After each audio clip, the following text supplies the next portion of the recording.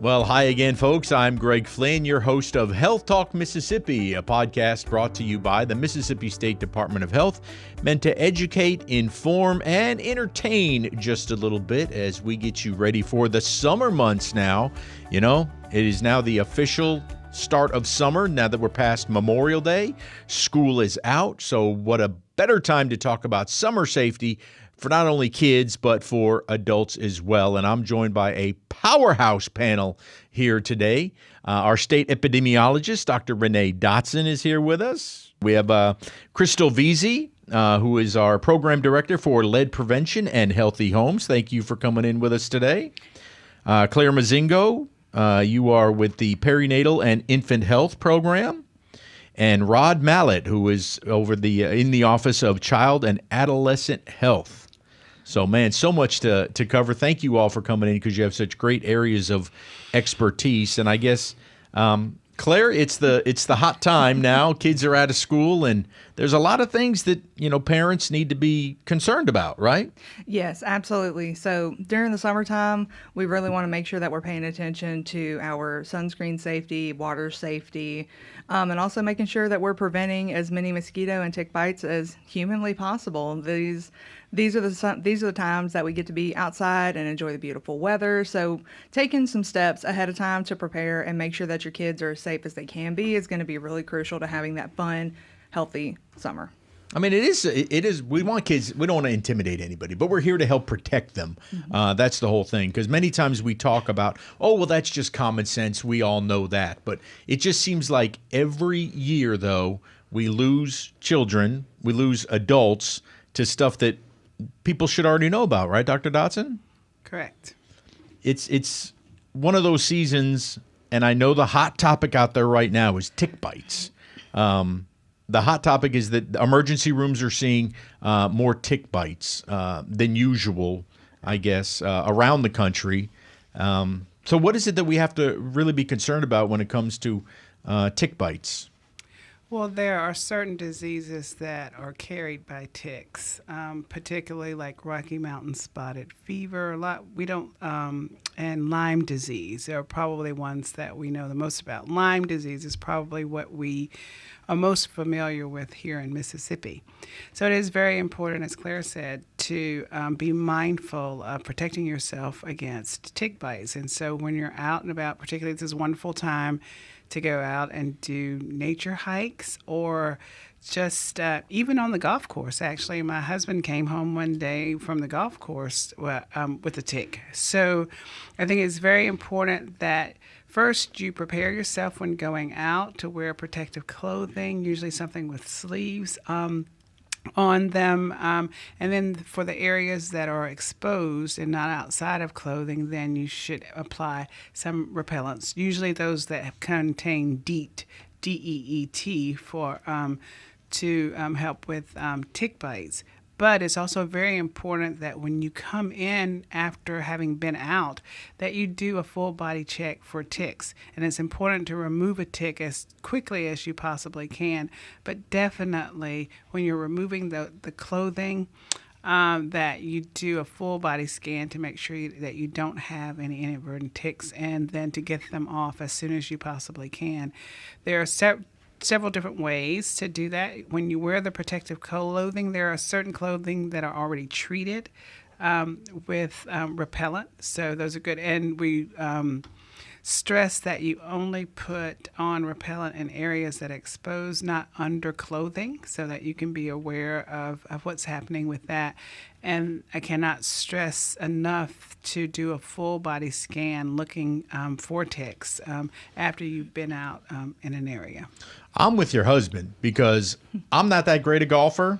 And when I'm on the golf course and I go walking through the rough, because I don't hit the fairway every time, that I've noticed under the sock, they can get right around your ankle. And yeah, you got to get the tweezers out and pluck that sucker off of there. Now, for most people, tick bites are not going to be that big a deal. But if you start to see symptoms is when you should maybe go and seek a doctor's appointment? In the beginning, as with everything, everything pretty much starts the same. So the symptoms start out very similar to other symptoms, but then if they persist, I think that you definitely need to contact your healthcare provider. The one that really worries me with the tick bites is, that Rocky Mountain spotted fever, and then I think we have the deer ticks around here too. But it's that one that's causing the meat allergy that all of a sudden you get bit by a tick and you have then you go to eat a hamburger or a steak and you get violently ill. That does not sound good. I think that's what is it they call it? The Texas Lone Star tick? Texas Lone Star tick, yes. And yes, and you can get a significant meat allergy after having that. And most individuals who do come down with that allergy or can't digest beef and pork. They usually can eat some chicken or fish, but yes, so it's definitely an inconvenient allergy and a result of a tick bite. But it seems to be hopefully rather rare. Is it sporadic, or is it something that is like common? It to get that allergy? Is endemic in certain areas. It's like in the mountains, in the Cumberland Plateau in Tennessee. It's fairly endemic, and a number of people there have that ailment. So it all depends on where you are. Here we don't see it as much, but in some areas it is endemic, and people see it a lot more. And we talk about, maybe not in Mississippi, but people do travel a lot during the summer. So we want them to be really cautious, especially if you're going to the mountains or other places like that, or off to the beach. But Rod, for you, it's a dangerous. Summer's supposed to be fun, but it can be a dangerous time. And Absolutely. What are some of the things you wanted to cover? Yeah. So just to kind of piggyback on what you were saying about traveling and riding during the summer, one thing we want to keep in mind is limit the travel with inexperienced drivers. That's a big thing. Sometimes we don't think about it. We let our teenage child jump in the car and drive down the street to the store with the infant cousin, and that a lot of times that's where accidents happen. So keeping in mind to not ride with inexperienced drivers. That's a big one. We touched on hot car earlier. When you're traveling, whenever you get out your car, just be sure to check your back seat. Check all seats, check your doors, just to make sure nothing to no one, children, animals, adults, make sure no one's left in the vehicle. Yeah, Rod, that's one of the things that irks me all the time. It's every year we talk about it, and you're like, okay, everybody kind of knows about it now. But every year we see people that pass away from being left in a hot car, and whether it can be a senior citizen, an elderly person that they've left in the car, as you mentioned, the dogs, the cats, and especially children, for crying out loud. Mm-hmm. Yes, definitely. So again, just keeping in mind that to check your back seats when you get out. And sometimes it's even a good idea to leave those windows cracked just a little bit, especially here in Mississippi with the way our weather is. It can get extremely hot here. So leaving those windows cracked just a little to let some air in. And again, just check your back seats and check all of your seats. That's very important. Yeah, it's something crazy. Like we can see the temperature shoot up over 125 degrees in a heartbeat as soon as that car door gets closed, and you're like, oh, but I had the air conditioning running before. No, don't just run into the store and say, I'm just going to grab a few things and leave the kid in the car. Right. Take them inside with you. Take them inside with you. Yes. For sure. Crystal, you oversee lead prevention, and a lot of people are like, well, what do we need to know about lead prevention for the summertime? But you said there are things out there. Yes, definitely. With children being out of school and being outside playing, if you take your child to a public park or playground, you want to be cautious of the playground equipment that may be there, especially in some of your older areas of the state. Especially any painted metal playground equipment can have lead-based paint on it. The children might be touching that and then putting their hands in their mouth. So just very important to make sure they keep their hands cleaned. Also, you want to think about this time of the year, individuals are growing their own gardens with their own fresh vegetables. If you are growing a garden in soil that is contaminated with lead, those vegetables can be contaminated with lead as well. So just be cautious. Maybe where you're growing your garden may have been an old house at some point. So just be mindful of where you're growing your gardens. Also, children might be outside around the house. The house could be older, say built before 1978. There could be peeling, chipping, or flaking paint. There could be a tremendous amount of lead dust that's in the soil up around the house. So make sure the children are playing away from up close to the house, maybe in grassy areas. So what are some of the dangers of the lead poisoning? Lead poisoning can lead to developmental delays, learning problems, hearing problems, speech problems, and all of this would not show up until the children started to school. Also, individuals who like to go fishing during the summer, you've got those lead fishing weights. And individuals could be handling those items, especially for children. They could be handling those items, putting their hands in their mouth, be getting exposed to lead.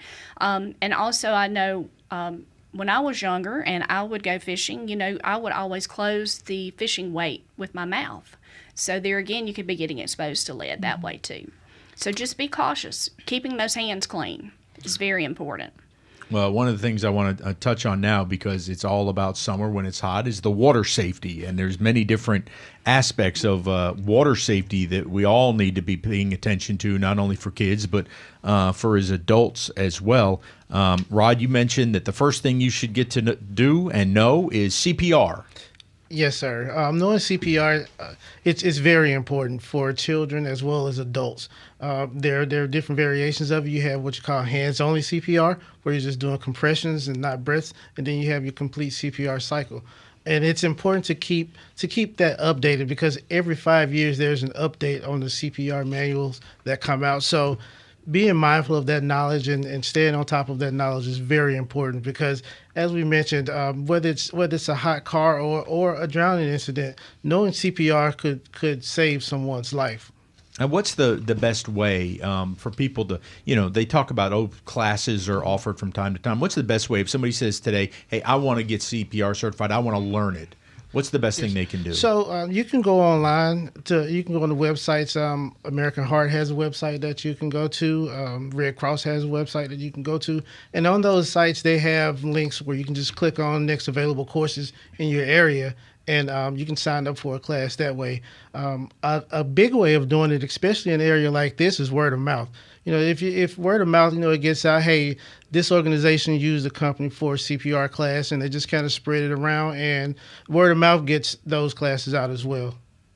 Well, Claire, when we talk about swimming, very, very important, and some of the dangers that we do see let's start with around like swimming pools. Mm-hmm. First off, parents, don't let your kids wander out to the pool unsupervised? Yes. First and foremost, any pool, any in-ground or above-ground pool, a hot tub, a spa, and even ponds need to have an enclosure all the way around them and need to have a gate that is locked and only accessible by an adult. So kids never need to be able to wander into a pool or near a pool or a hot tub or a pond unaccompanied, but also be mindful of where you put playground equipment if you have it at your home, to make sure that your kids cannot drag it over to the fence and go over the fence with your playground equipment. So having eyes on kids whenever there's water nearby at all times is an absolute must. Drowning is silent. Very often, by the time we realize that somebody is drowning, we only have seconds to react. So making sure, another big thing is to make sure that there is a designated water watcher whenever you're at the beach, at the lake, or even at home in the pool, or if you have a pond on your property. Making sure that there is an adult who is aware and always has eyes on the kids at all times whenever they're near the water is going to be really important here. One of the things that I read that I didn't even think about is, like, after kids are done playing in the pool and they had all the toys and all those other things that were in the pool, it's smart to make sure you take those out of the pool. Mm-hmm. So you wouldn't encourage a kid that's going to go and grab some toys when you're not around. It's like, oh, I'm going to go and grab my truck or whatever that I left in the pool. Parents should really clean the pool out. Yeah, absolutely. You can even turn it into a game and have your kids come and help you clean up around the pool before you all go inside. Yeah. Now, Dr. Dotson, I know it's people love to go in swimming pools, and not everyone is blessed to have one at their house. So many times we're looking at communal, community swimming pools and at hotels and things like that. One of the real things that the CDC is stressing this year is be aware of, I guess for lack of a better term, for poop in the pool. Right. Certainly, Greg. Definitely. We don't want to spoil everyone's summer vacation or their time at the pool by having, as you say, poop in the pool. So if you know that you are having difficulties or if you've had diarrhea, it's just best not to go in the pool for everyone's safety and I'm sure there are people who say, well, the pool should be chlorinated and that chlorine should kill anything that's in the water. Not necessarily so. Depending on the number of people who are in the pool, the number of people who have contaminated the pool, the number of contaminants in the pool, the amount there, it may overwhelm the ability of the chemicals to neutralize everything there. So it's just best to practice good hygiene when going to the pool, not bringing kids in with diapers, certainly not dirty diapers. And if you know you're about to have to use the bathroom or feel sick, just get out of the pool and go to the bathroom. And I think it is very important for parents to ask their children before getting in the pool, do you need to go in? Or to stress that if you have a tummy ache and you feel like you're going to go, please don't do it in the pool. So for sure. And it's also that we don't necessarily think about sometimes, but it's ingesting that water. Don't swallow the pool water because that can be bad. That could be extremely bad. So no, definitely don't swallow the pool water. Well, and then when it comes to people love the beach here. They love going down to the Mississippi Gulf Coast and along the Riviera, as we like to call it, along the Gulf Coast. There's some very important things to know about that. And I wanted to start with Dr. Dotson because we're known just because of the water that we have here. It's brackish, whether you're at the reservoir up here or whether you're on the Gulf Coast, in any of the beaches down there, just because the Mississippi Sound is brackish. That Vibrio made some headlines last year. We actually had one person from Mississippi die from the Vibrio. Can you tell? The media loves to call it the flesh-eating disease or bacteria that you could catch. But what exactly is Vibrio? Vibrio is a bacteria. It's found in, like you said, brackish water. It's found in very warm water. So our Vibrio season is upon us because it goes from May to October, and that's when the water on the Gulf Coast is at its warmest, and that's a great environment for Vibrio to grow in. And it loves to grow in it, and it's fairly opportunistic in that it will people who have, of course, liver disease or any kind of cancer, diabetes, any immunocompromised situation are going to be more susceptible to Vibrio infections. If you're taking medicines actually that decrease your stomach acid level, that could make you more susceptible to Vibrio, particularly if you are eating raw or undercooked oysters or shellfish from the Gulf at that time. Well, and I know that the people just they swear by it, that it's oyster season and I'm going down to the coast and I'm going to have some raw oysters. Get them charbroiled, right? Yeah, exactly. But more importantly, we can say, we can scream from the rooftops, don't get in brackish water, don't do that. Someone's going to go in there. Of course they are. But here are other things that you need to consider before going in there. If you have any kind of abrasion or wound on your skin, then it is very important that you stay out of brackish water. But if not, then if your job requires that you do it, or for some whatever reason you are compelled to be in that water, then that wound or irritation needs to be covered with a waterproof bandage to make sure that none of that water gets in. And then if you do encounter the water, it's not going to melt your skin off or your flesh off immediately. But then there are some steps that you can take, and immediately you should wash that wound very carefully and thoroughly with soap and water. And then if you do develop a skin infection, you should tell your provider that your skin has come in contact with brackish water so that they know to be thinking about Vibrio. And then when we were talking about the people who take medicines that reduce the amount of acid in their stomachs, that's important, particularly if you're eating raw or undercooked oysters or other shellfish. So we don't recommend that you do that. Always wash your hands with soap and water after you handle raw shellfish. When you're cooking for others, be very careful about not contaminating various surfaces, that you keep cooked shellfish away from raw shellfish and away from the juices.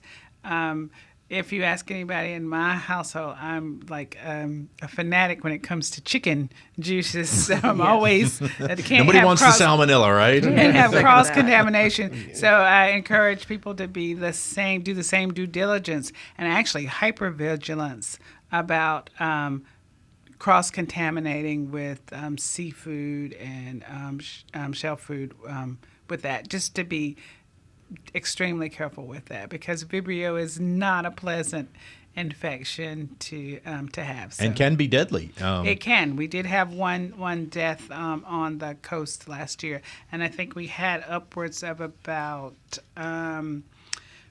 close to 50 infections last year. Total cases, yeah. Total cases over the course of the season. So we have not had any cases yet, but as you say, we are one day into summer. Well, and it's one of the things that it popped up last year is that fishermen are especially susceptible to that because, they're out there fishing, pulling it out of the Sound or out of the Pearl River, anywhere like that, and they cut their hand on the hook or something, and then they come in contact with the fish and the water gets in there. So the key thing is to make sure you wash that out immediately and then keep Band-Aids on hand, especially if you're on a boat and you're fishing, right? Waterproof Band-Aids. Waterproof Band-Aid. Yeah. Got to keep that caveat in there because you got to keep them dry and keep the water out of them. Claire, for the we talked about CPR for just general safety, but there's other considerations when you're in the water that they need to look out for. Certainly if you're going to the beach, things like rip currents and just keeping a close eye on children, right? Yeah, absolutely. So during, like you said, rip tides can be exceptionally dangerous, especially for younger kids or even people and grown adults that are not great swimmers.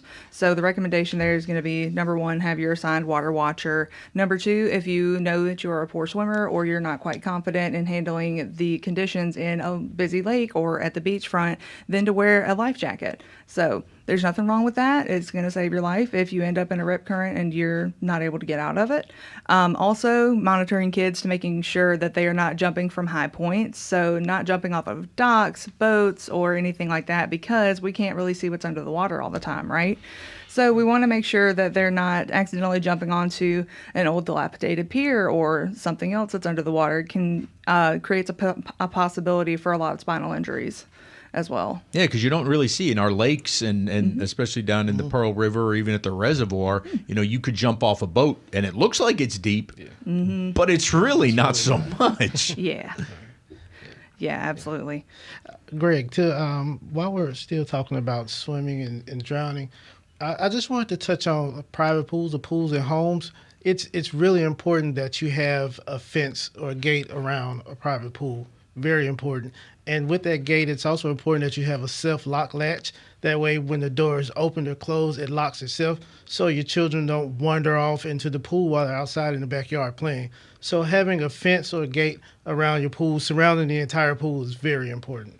I think that's a great point to make, 100%, because, again, kid wanders out, and all of a sudden we have a tragedy on our hands. Unfortunately, we hear about that every single year. Very, very sad, and we want to try to avoid any kind of tragedy like that, certainly. One of the other things we see, and I guess, Claire, you can address this, is gun safety, making sure kids are spending more time at home in the summertime. A lot of times kids are home alone because parents have to go to work, and they stay home for an extended period of time. Make sure you lock those firearms up. Right? Yeah, absolutely. And to piggyback off of that a little bit, if you're having an at-home staycation or your kids are spending more time at home, it's really important to really make sure that you secure your house as a whole. So that means putting away dangerous chemicals that they can get into while you're gone, having poison controls number on hand just in case they do. Also, put away any of those loose cords, extension cords, weed whacker, twine, anything like that. And making sure all your firearms are locked and put away whenever you are not at home. And even whenever you are at home, making sure that they are away from from curious hands. There's going to be very important. Oh, and heavy objects, making sure any heavy objects that are around the house are secured so that way they cannot pull them over onto themselves or pick it up and drop it on their foot, break their foot, or something along those lines. Certainly like televisions, too, that are not wall mounted. Absolutely. These big giant TVs now that sit on a stand, and all of a sudden kids pull on them, and all of a sudden it's coming over on them. Yes. Yeah, TVs, bookshelves, dressers, anything like that needs to be securely attached to the wall just to prevent any kind of crush injuries like that. And I think we touched on it earlier, and it's an everyday thing, but even more so in the summer, is to make sure that prescription medications are out of the reach of kids, right? Yes, absolutely. Any prescription medications need to be put away out of kids' reach where they cannot get them. You need to make sure all of your medications have child safety caps on them, so the kinds that you have to really work at to get into. And this goes for over-the-counter medications as well, so any cough medicine, Advil, anything like that needs to be securely put away and with child safety caps on them. Krista, one of the things that made me think when we were talking about, back in the day, is we were playing as kids. Any dangers of lead when it comes to drinking out of the garden hoses these days? Because back in the day, that's what we did, and we didn't have bottled water back then, right? Right. Yes. Be mindful when the children are outside. Those water hoses do have lead in them, and they are sitting out in the sun for long periods of time and getting hot, and that just makes the lead leach into the water faster when it's hot outside. So children should not be drinking out of the water hoses outside. Well, and clearly, Dr. Dotson, you can also get some stomach issues if you're drinking out of the water hose. Technically, yes. You should not if you're in a water system that tests often for coliform bacteria. That shouldn't be as much of a problem from drinking out of the water hose because most municipal systems check for coliform bacteria often, and usually you'll probably get a boil water notice before that becomes that big of an issue. Or we certainly hope so that is the case, but most systems test. Well, excellent to know. We talked about hot cars. We talked about poison control, prescription drugs. Trying to see the Mosquito bites. Heat stroke. Well, and mosquitoes, but let's cover the heat problems first, because there are definite signs you need to watch out for. Because people will overdo it in the summertime. Mm-hmm. Certainly our adults, we tell them not to drink alcohol and be out in the sun, but, Going back to the golf course there.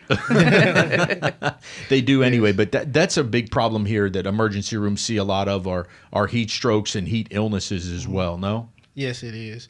Yes, and some of the signs that you probably want to look for, excessive sweating, definitely. If they're showing signs of fatigue or they're, slow, slurred speech, those things could lead to heat exhaustion and hopefully not, but potentially heat stroke. So definitely keep those things in mind. Again, the speech slurring and excessive sweating. So just be mindful of those type of things when you're outside. Or even, it's true, right, that you will stop sweating. Mm-hmm. Yeah. Yes. When it gets into more extreme areas, there won't be any sweating there. Right. That's when the CNS, the dizziness, the disorientation all comes. And that's a dangerous level, as Rod said, and is leading more toward heat stroke. And so if that should happen, the first and foremost thing you want to do is cool the individual down.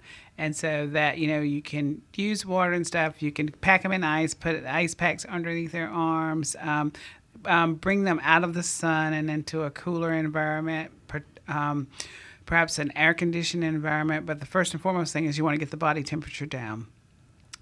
Usually by then, they are not thirsty at that point. You'd think they'd want to be, intuition would tell us that they want to drink water or whatever, but you may have a hard time getting them to take fluids at that point.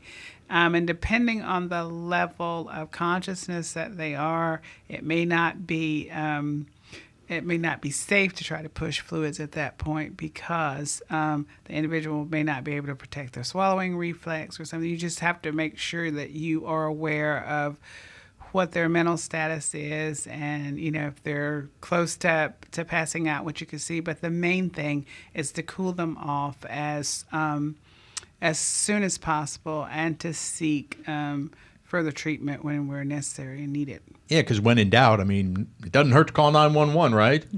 Right. I mean, they'll but come in the in- meantime, you can start trying to take them out of the sun into a cooler environment, particularly air-conditioned one if you can. Like I said, some things that you can do right away. If you're there, you have if you have ice in a cooler, you can put it in a plastic bag, put it on their arms, between their legs, or just to cool them down.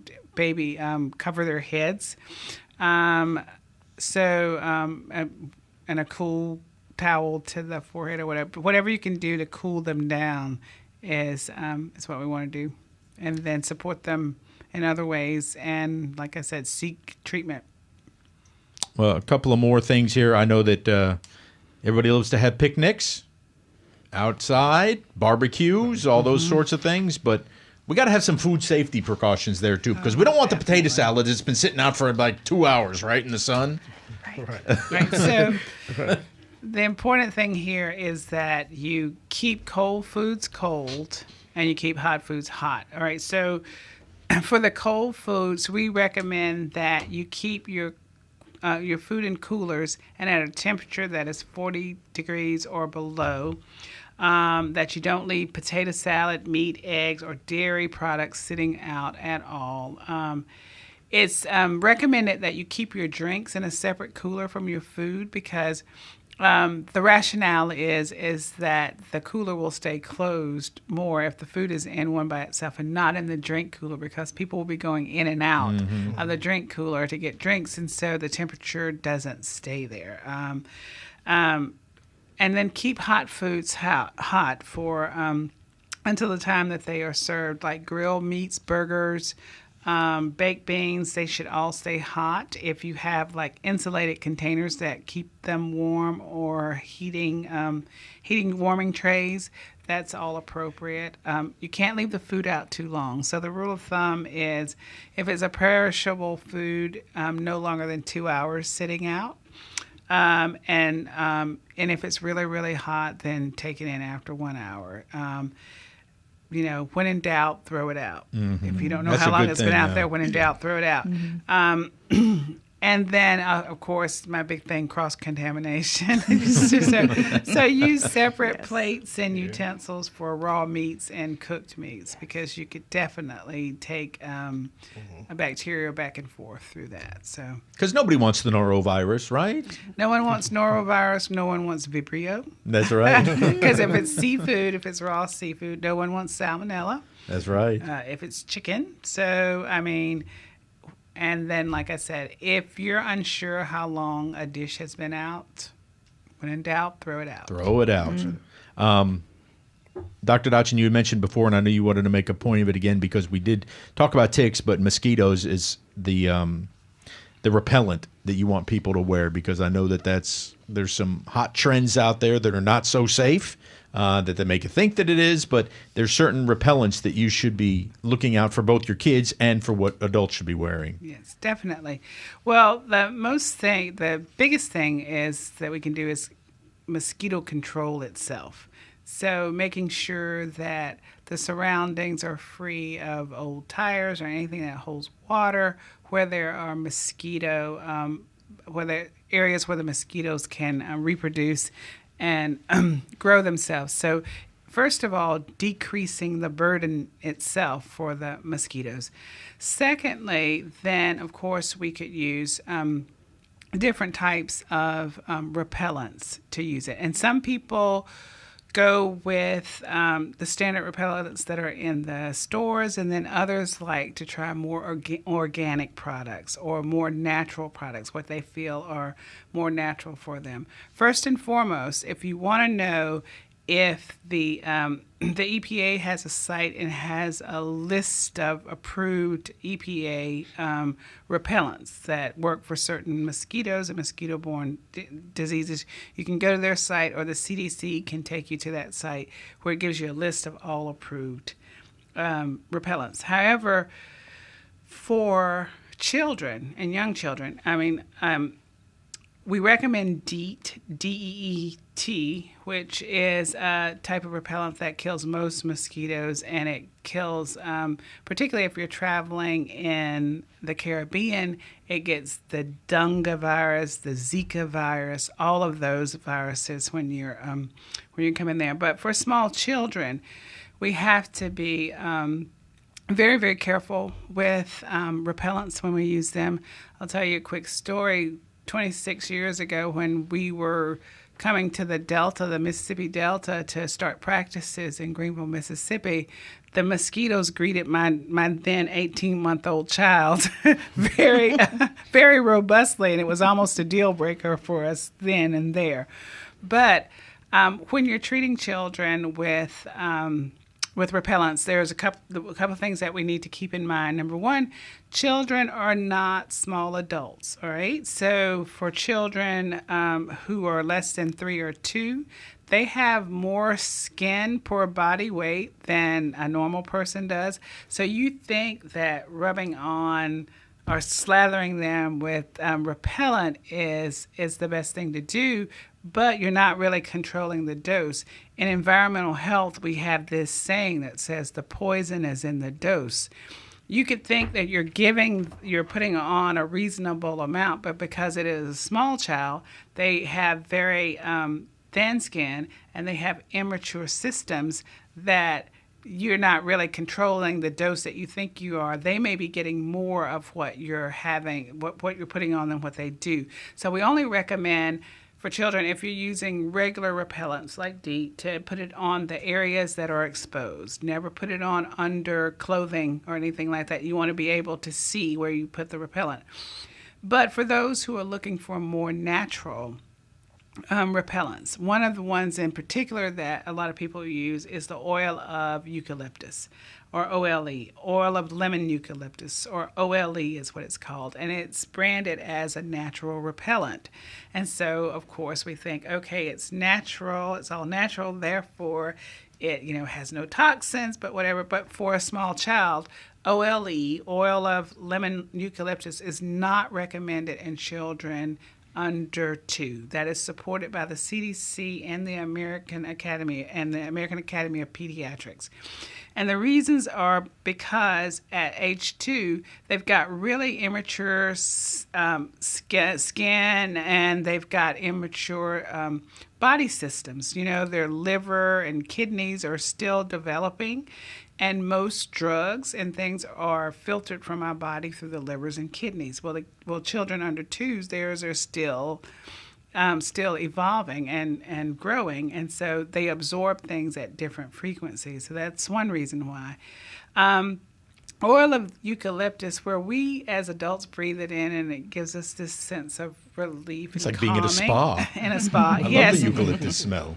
But in a small child who has very tiny airways, it also can create sensitivity reactions and cause them to start having trigger coughing and wheezing episodes. So it's very hard to do that. And then it causes some neurological problems as well, because it can cross the blood-brain barrier and have some central nervous system effects in children as well. So all in all, we can't really control the dose in a child, and so we don't recommend the OLE, or oil of lemon eucalyptus, in children under 2. And one of the things, parents trust their pediatricians, so clearly if they have any questions, they should reach out to their pediatrician, and they'll be able to walk you through more specifically for your child. Well, the pediatricians don't recommend this for kids under 2. Okay. At all. I mean, it's But is sunscreen fair game? Is there any? Sunscreen. Okay, you can do sunscreen, but if you're going to do sunscreen and bug spray, they recommend that you put the sunscreen on first and then put the bug spray on top of it. Okay. Very good to know. Well, as we kind of wrap this up here, I wanted to get some closing thoughts. First of all, anybody have any opinions on snakes? We don't like them. Yeah. But we don't like them, no, and I don't want to upset PETA, but, they say, oh, that's a good snake. Well, we'll find out at autopsy. But should you encounter a snake bite, Dr. Dotson, you may know. Go to your nearest emergency room. Get to the nearest emergency room. If you can get the snake, it would be helpful for the ER doctor to know, particularly if it's a poisonous snake or not, if it's a venomous snake, and what type of antivenom would be necessary. Well, I think maybe describe it. I've heard from doctors, honestly, they said, don't bring that thing in here. Don't bring the snake to the hospital. But here's the beauty of it. Everyone has a cell phone with them now. You can snap a picture of it, yeah. And then you can run it through any kind of AI finding device, and they can pretty much tell you what kind of snake it is. So that might be a little safer. Yeah. Than because then you don't have to worry about catching it. Yeah, you don't have to catch it or taming it. But if you can at least give some description of the snake, because if it is a venomous snake, then we're gonna need to be able to get the antivenom and get it right away. And not every ER has access to that antivenom.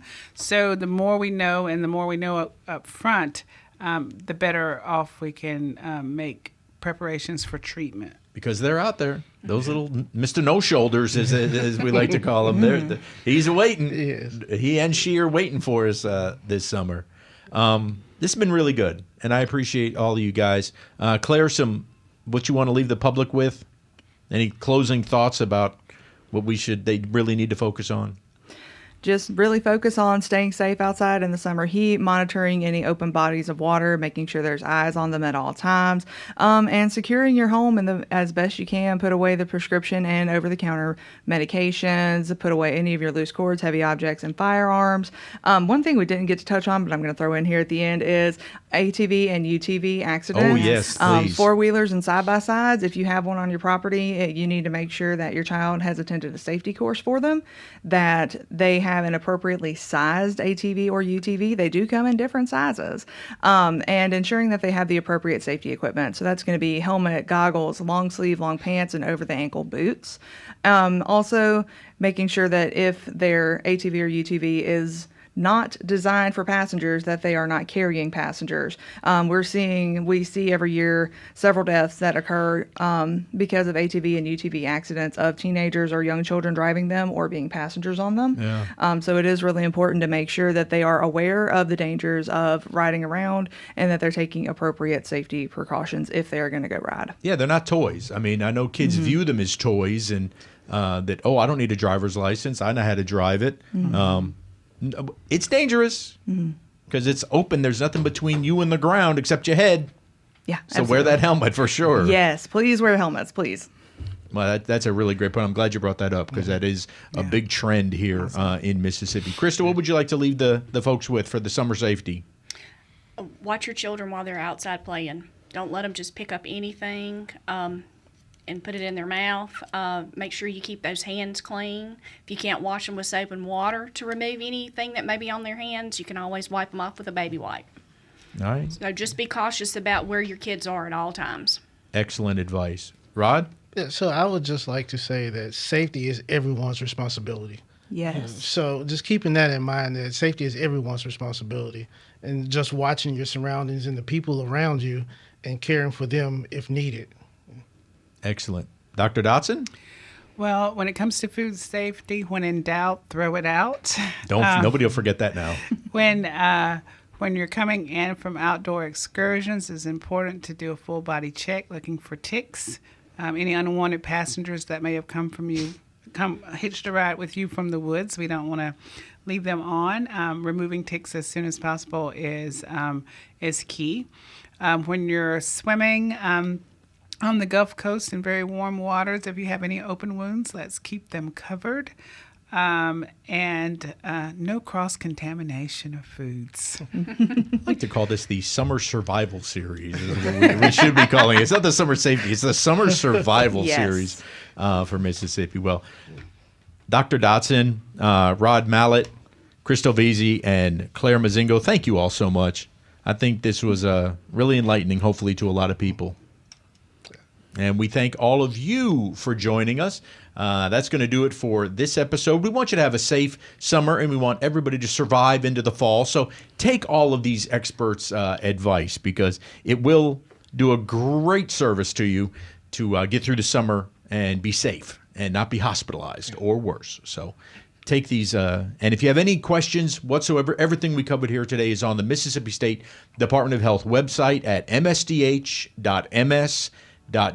and you can always call any one of those sections if you need any more information. We're more than happy to talk to you. Until next month, I am Greg Flynn, and this has been Health Talk Mississippi.